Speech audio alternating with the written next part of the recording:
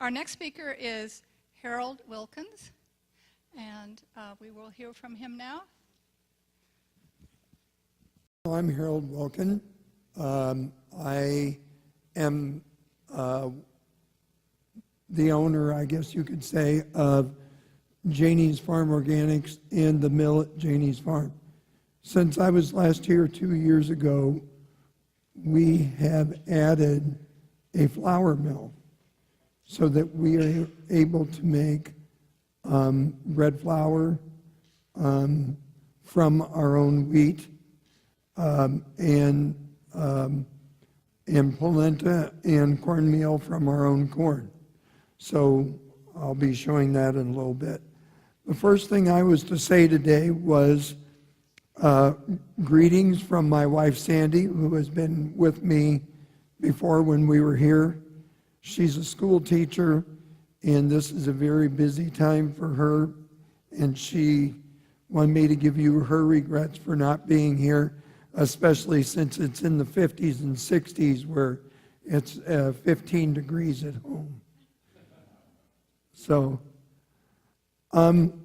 this is our farm. It's located an hour and a half south of Chicago. So these are grain storage structures. This is where we store our grain after harvest. This building here is where we store some of our seed, but we also maintain our equipment between farming seasons. This is the house where my wife and I live, and we chose this place to build a farmstead because we can ship any day of the year, and this is on a main road. So, that come up early. So this is our flour mill, and it's hard to explain except there's mills here and then there's sifters so we can make the flour very fine or very coarse depending on how we set our sifters. This is our logo, and this is the label that is on our flour bags.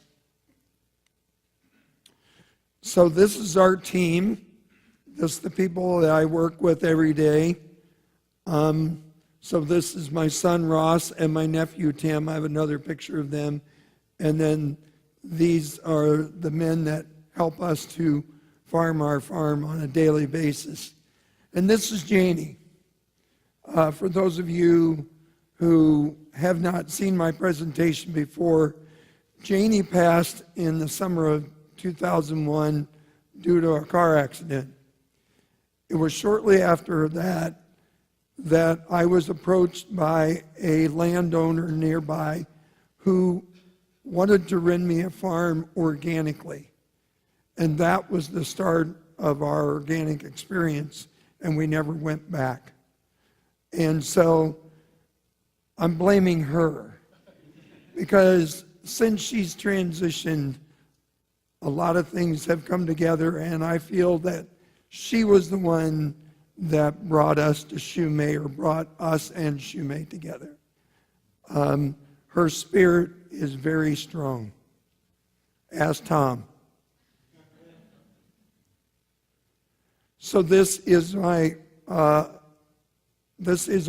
mill person, and to tell you how the spirit works, her dad was the one who started me farming organically, and now 15 years later, she is managing our mill. So the connection continues on. So I started farming in 1984 or 81, and from then to 2004, I was a conventional farmer. I admit, I used one of these. I learned from my youth how to farm that way. But I never liked it.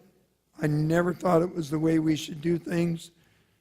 And so when I got the opportunity to go organic, that's when we went to organic. And again, do not spray.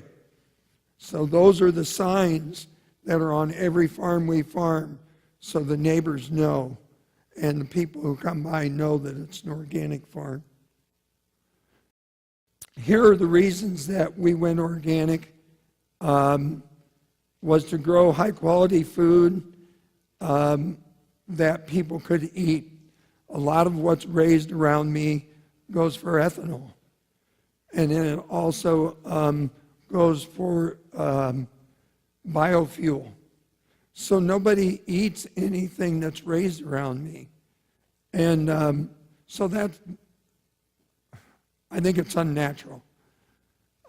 So the other thing, another goal of ours is to build relationships and work with consumers and end users to provide our food to them.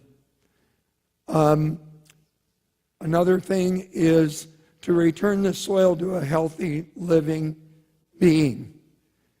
We're a speck in a big desert of conventional farming. It scares me to hear that the Japanese way of farming may change further into that way of agriculture. We farm for other people that own land, and they seek us out because we're willing to do it organically. So we offer a alternative to that conventional agriculture, and that's the people that we farm for.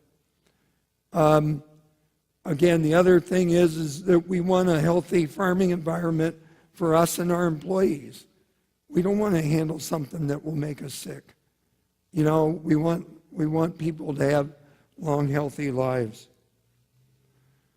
So this is my son and my nephew.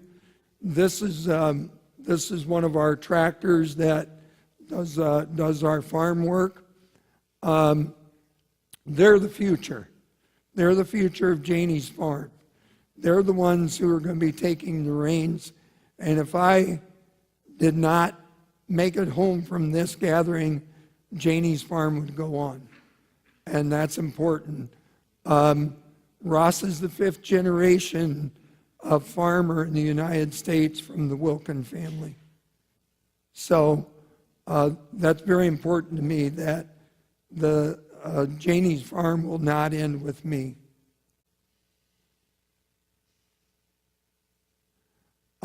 These are cover crops that we use between our normal crops. So instead of like leaving the soil barren or dead, we like to have something living all the time on our farmland.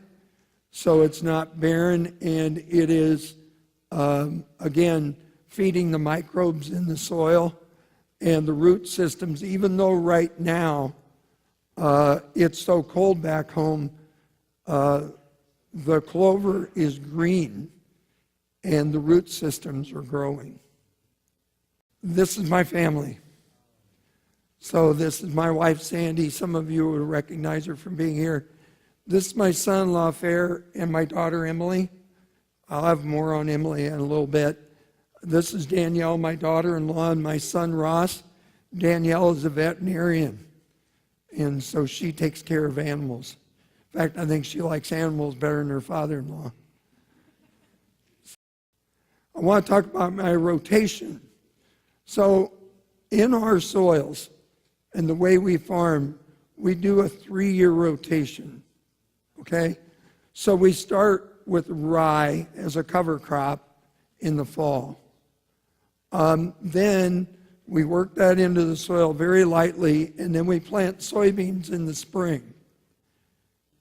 After the harvest of the soybeans that fall, we put in winter wheat. And then later on in the winter, we also put in cover crops of legumes. Usually clover, like red clover or alfalfa. On the third year, we do organic corn. We have different types of corn, different types of small grains that we raise. Here we raise like the shumei tofu type bean. We also raise another bean that is preferred for soy milk. But for the organic corn, we raise white, yellow, food grade, and yellow popcorn. So that is us harvesting our wheat. That's what we call a combine, a thresher. So I work with the University of Illinois and the University of Wisconsin, and these are all heirloom wheats. And so every year we have replicated plots. You can't see it all, it goes over a ways, but I'm not very good at taking pictures, but there are 400 different little plots. And every year we look through those looking for traits that are a better crop but also have flavor. There's only one university in the states that I know of that breeds for flavor and taste, and that's Washington State. So we get some of our seed from the state of Washington to test. And there's our cover crops. This is our soil after being in an organic rotation for 5 years. It starts out as kind of a barren sand when we take it over from conventional. And you can see here, if you look real closely, you'll see mycorrhiza. There's some white, and it's a healthy soil. I call it chocolate cake. So this is a field of our spring wheat. So there's some of the corn we raised. I happened to be unloading corn into one of the storage bins, and I just grabbed up a handful, and I thought, that looks nice. I'm just going to take a picture of it. But this is our yellow corn. These are our shumei soybeans. You can see the pods here. They tend to pod narrowly, like a lot in a clump.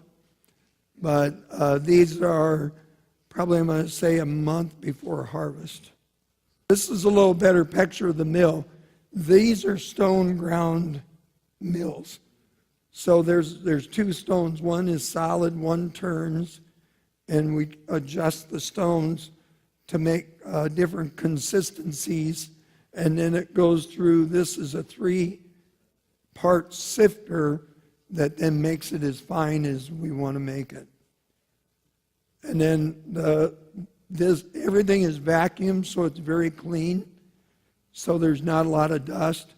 And this is where it goes into the hopper, and then we bag it in those 50-pound bags.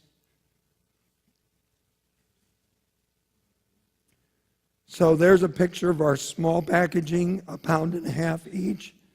I actually brought some for Tom. This is our spring wheat. It's a high-protein wheat. This is our soft red winter, which is mainly used for biscuits and those types of things. And then this is a real finely sifted bread flour. So, about 4 years ago, a man by the name of Don Lewis, I've got a picture of him in here. I got to know him, and he goes, "Hey, I got some people that I want you to meet. The name is Shumei, and they're looking for somebody to raise soybeans." And so in spring of 2015, that was the start of Danny's farm relationship with Shumei. Where's Alan? You recognize that guy? Alan came a whole delegation came. I was telling the Hong Kong people that everybody comes to visit me and they take pictures, but I don't. So I have no pictures of people. But we have one of Alan, and this is the Shumay field, the one we started with. This is 14 acres, and this was just after harvest, and he had a sample of the soybeans in his hands. So this is Don Lewis. This was the first year that we attended here, which was 2016, and had a great time. Give me a second here. There's Bernie. I met Bernie the first time I was here and fell in love with him. And we do email back and forth once in a while, but he is just a tremendous man. He was from Alberta, Canada, but we connected spiritually right away. And so I miss him. But he's a long way to drive to. So this, I did take a picture last year when we were here, or 2 years ago when we were here, and we went to a Japanese restaurant, and that says Harold's Tofu. So I had to take a picture of that and show my friends that I'm famous in L.A. Nobody knows me back home, but in L.A. they know me. So here's a farm that we have a chance to farm.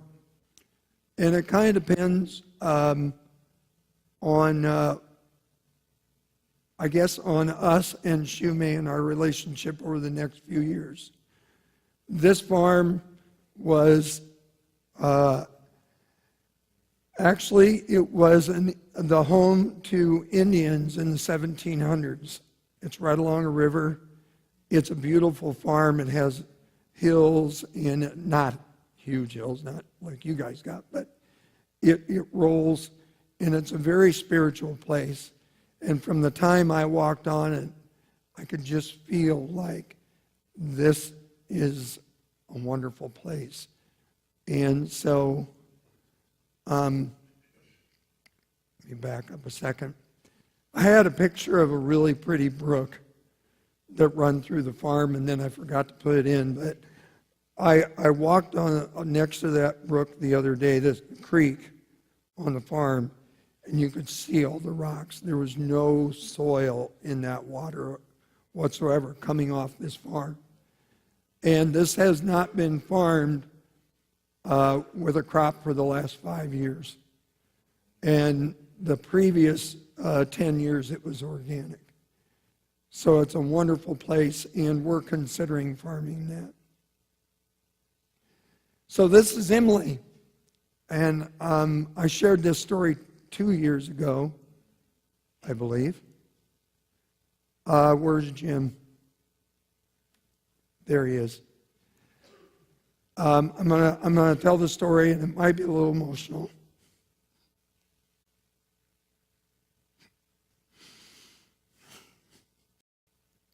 Her and her husband were riding across the Golden Gate Bridge in San Francisco, and somehow her bicycle handle caught a lamppost, and it flipped her over. She landed on her head, and she had a cracked skull and a severe brain bleed.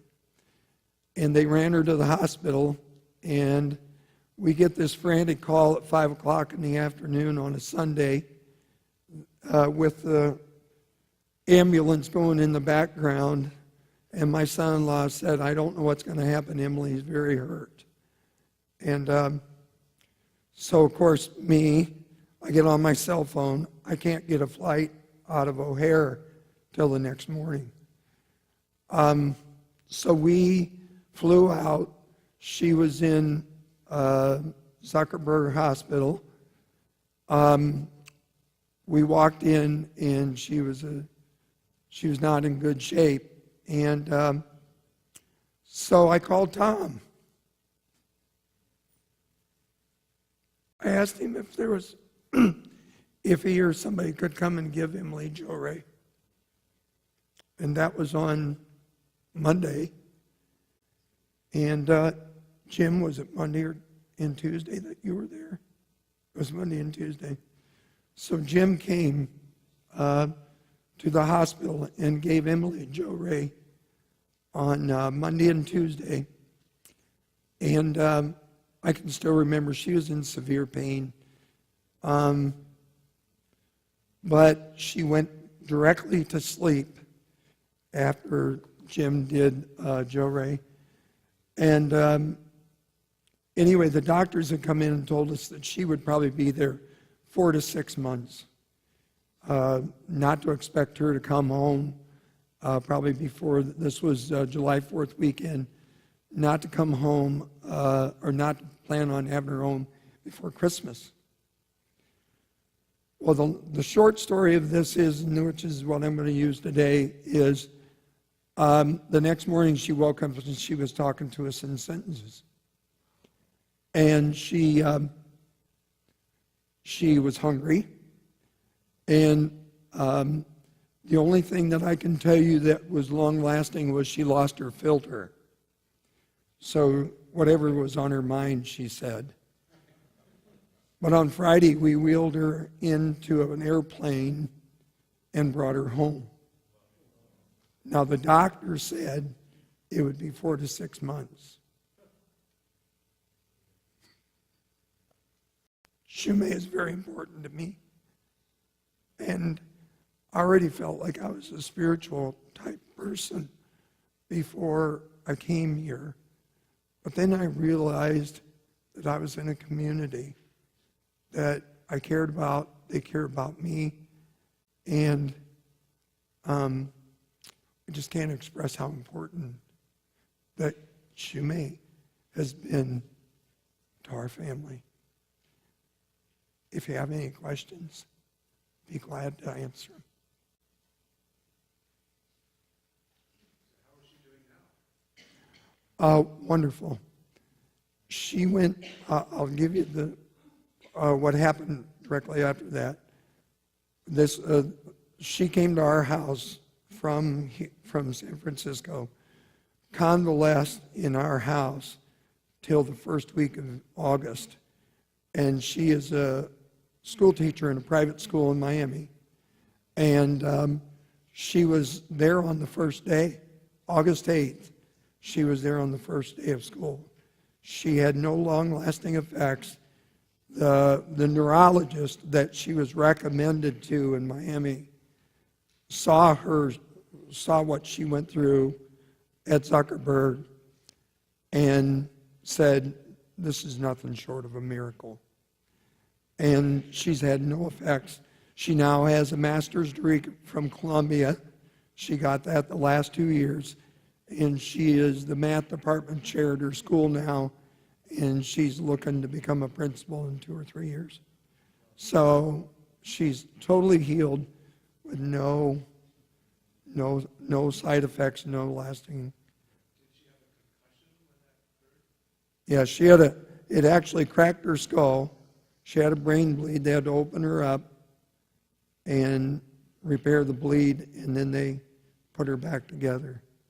Usually after someone has a severe concussion, they can't have loud noises, they get dizzy. That's exactly why she came. That's exactly why she came to Mom and Dad's house. She got no screen time. She sat, she walked, she read a little bit, but they told her no screen time, no. Computer time? Is that what you mean, screen? What do you mean, screen? No computers, no cell phones, no. She could read a little bit if she wanted to, but there was to be nothing electronic.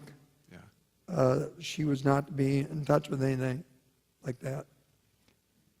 So it was amazing. Wow. Yeah. Just a little bit, additional information.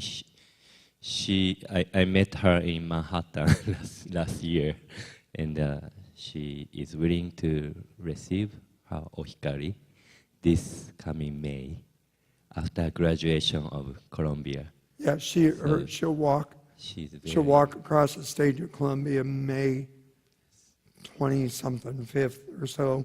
I don't know. Nobody tells me anything. Just show up, Dad. You know, I think there's an airplane ticket in my name. Yes, and one question that the second generation, so Tim and your nephew and then son Ross, so they're willing to carry on your legacy. I mean, farming work. Yes. So in Japan or here, sometimes it's so hard to, you know, give father's job to the son. But you said there's a reason why they are, you know, doing farming. So could you explain about that? Ross grew up right next to me. He was always with me. One time, Sandy told him at 10 years old that he should do dishes. He should help her with housework. And he informed her that he was a farmer and did not do housework. I took him directly out the door like a good father and a role model would be and said, son, you may think that and you may never wash the dishes, but don't tell your mother that. But yeah, that's been his goal. That was all part of going organic. A lot of, again, it's spiritual. A lot of things happen. But he came to me when he was 11, 12 years old and said, Dad, I think I want to farm with you. Well, I knew as a conventional farmer that he was not going to have an opportunity. But more than that is, I felt if he did not have to handle any chemical, then I would be successful. So just for, let me clear, so this is Tim and Ross. So this is Ryan. Ryan is one of my landowners. Ryan came to me and wanted us to farm his farm organically, and he was a dairy farmer that couldn't make a living on the dairy anymore. And I said, what are you going to do? He said, I don't know, get a factory job. I said, why don't you work with us? So he's been there ever since. He's a part of the farm. I wouldn't know what to do if he quit. This young man, this picture is actually 4 years old. I threw it in there, but he's still with me. He went to college, wanted to come back. This young man started working for us when he was 15, and child labor laws again. But he worked for us, and then went to college. Now he's going to retire. He's going to graduate in May, and he's coming back full time. So all these people believe in what we're doing, like what we're doing, and they're not employees, they're partners. An employee is somebody who comes, brings their lunch, goes home at closing time, quitting time, and comes back the next day. These people are there half the night when we're in the field, making sure that the crop is harvested, making sure it's planted. And yes, we take time off in the off season, but they're there working every day, making sure that, you know, we raise the crops that we can raise. So Thank you. yeah. Any other questions? If I can make a comment, the fact that you have such loyalty with all of your employees or partners, I think that speaks very highly of you. You must be treating them in such a way that they identify with you and what you're doing. It's a relationship, which I know is a foundation of natural agriculture. It's all about relationships with the soil and the plants and the air, but also with your coworkers. So you're doing something right. I want to congratulate you. Thank you. Thank you. We eat together every day at noon. We sit around the table and we provide the meal and that way we can all talk. That's that relationship thing. You know, if they're sitting in a little room with a half-hour break, eating their sandwich they brought from home, they don't feel like they're a part of what's going on. So that's what I wanted to convey and want to convey from Janie's Farm, that whoever works there is part of it. They're not just an hourly employee. They work with us. Sounds great. There's a lot of heart in there. Yeah. And that ain't all me. So,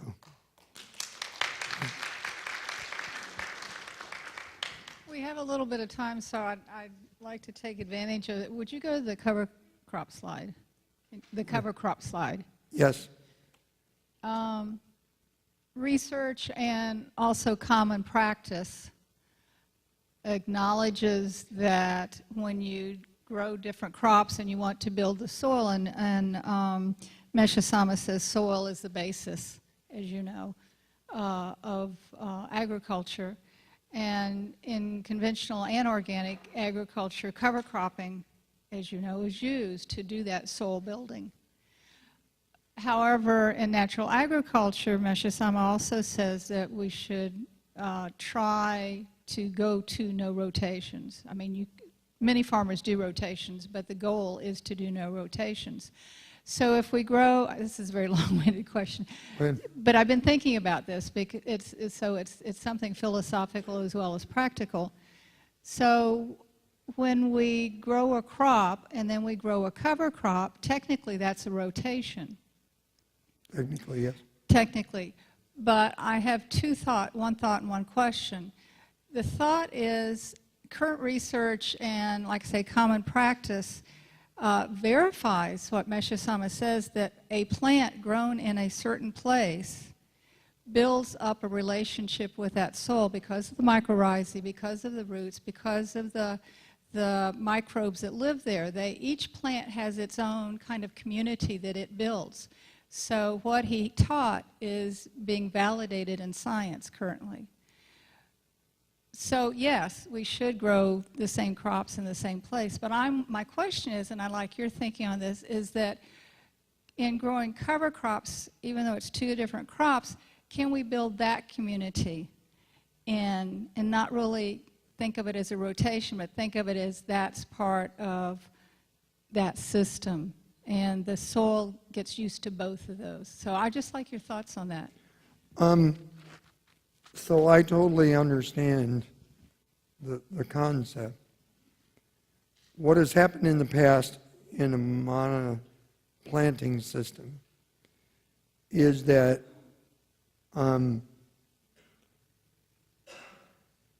we kind of confuse things in the soil by having a rotation. Okay?